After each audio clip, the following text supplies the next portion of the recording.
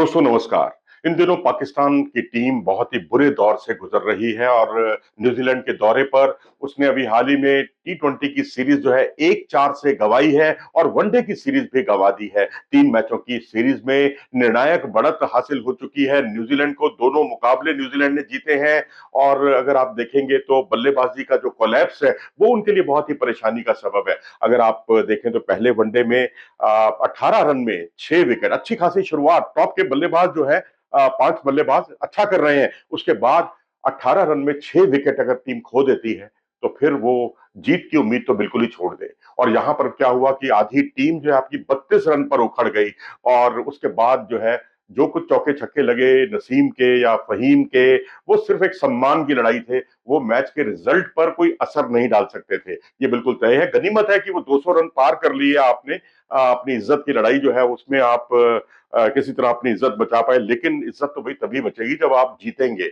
आप एक सीरीज हारे, दूसरी सीरीज हारे और अब अगर आप देखें तो पाकिस्तान ने जो विकेट खोए हैं, 4 प्लेयर तो पाकिस्तान के जो है ना विकेट कीपर ने उन्हें लपका। चाहे वो रिजवान हो, चाहे फहीम हो, चाहे मोहम्मद वसीम हो, चाहे नसीम शाह हो, ये चारों खिलाड़ी जो है विकेट कीपर के हाथों लपके गए, यानी एजेस लगे। और जो 4 खिलाड़ी स्लिप में लपके गए वो भी एजेस लगे। 8 खिलाड़ी तो एजेस लगे, यानी बल्ले को मिडिल नहीं कर पाए। ये एक परेशानी सामने आई पाकिस्तान की। इमामुल हक हो, बाबर आजम हो, अब्दुल्ला शफीक हो, आकिब जावेद हो, ये सब के सब स्लिप में लपके गए। और अतिरिक्त उछाल अगर आप देखें तो वो उनको पाकिस्तान को बहुत, उसमें पाकिस्तान टीम कंफर्टेबल नहीं थी। बाबर आजम हो, शफीक हो, दोनों जो है अतिरिक्त उछाल के शिकार हुए। तो अब यहां से अब देखना होगा कि अब जिस तरह से हारिस राउफ और मोहम्मद वसीम ने वसीम जो है बहुत महंगे साबित हुए हैं। और वहीं उनकी गेंदबाजी अगर आप देखेंगे न्यूजीलैंड की, तो उनके बॉलर्स ने हार्ड लेंथ पर ज्यादा हिट किया है। और बेन सीयर्स, जिन्हें कोई नहीं जानता गेंदबाजी में, दूसरा वनडे मुकाबला खेल रहे हैं, उन्होंने 5 विकेट हॉल किया और ये एक बहुत बड़ा परेशानी का सबब रहा। रिजवान को जिस तरह से उन्होंने क्रॉस सीम पर आउट किया, वो और हार्ड लेंथ का इस्तेमाल ज्यादातर गेंदबाजों की किया, फुल जरूरत पड़ी तो फुलर लेंथ का भी इस्तेमाल किया। डफी ने उछाल से परेशान किया। तो ये सारी चीजें जो है न्यूजीलैंड के लिए बहुत पॉजिटिव रही हैं। और वहीं माइकल हे, जिन्हें कोई विकेट कीपर बल्लेबाज के तौर पर वैसा नहीं जानता, जैसा कि न्यूजीलैंड के अन्य बल्लेबाज जो है अपनी अलग विशिष्ट पहचान बना चुके हैं, लेकिन ये खिलाड़ी जो है 99 रन की पारी 78 गेंदों पर, और ज्यादातर शॉट इनके सामने, कितना कॉन्फिडेंस से खेलते हैं। आपके शॉट जो है पाकिस्तानी बल्लेबाजों के एजेस लग रहे हैं। 8 खिलाड़ी जो है एजेस लगने से आउट हुए हैं, लेकिन मतलब गेंद बल्ले का बाहरी किनारा लेती हुई गई है स्लिप या विकेट कीपर के दस्तानों में।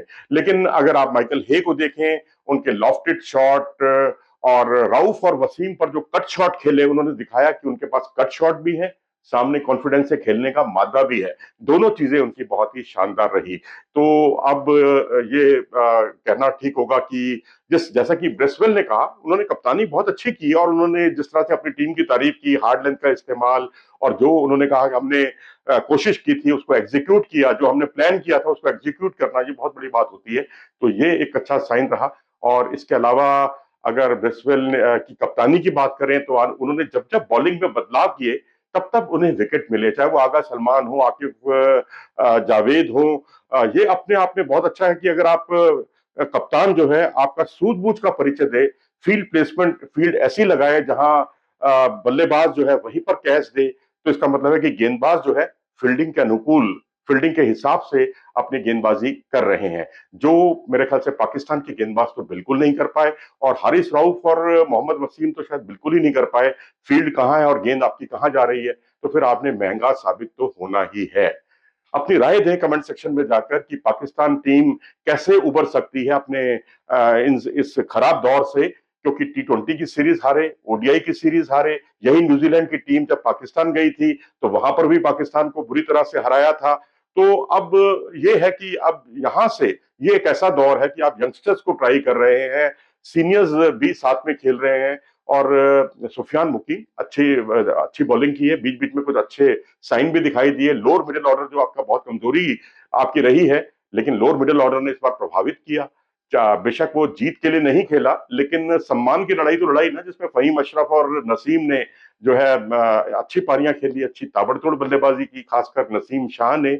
मुझे तो अफगानिस्तान के खिलाफ उनके वो छक्के याद आ रहे थे जब वो जिस तरह से वो खेल रहे थे। तो बहरहाल इस पेशकश में इतना ही, और उम्मीद करनी चाहिए कि पाकिस्तान क्रिकेट जो बहुत ही बर्बादी की तरफ जा रहा है उसको किनारा मिले और वो दोबारा से बाउंस बैक करे। फिलहाल इस पेशकश में इतना ही। नमस्कार।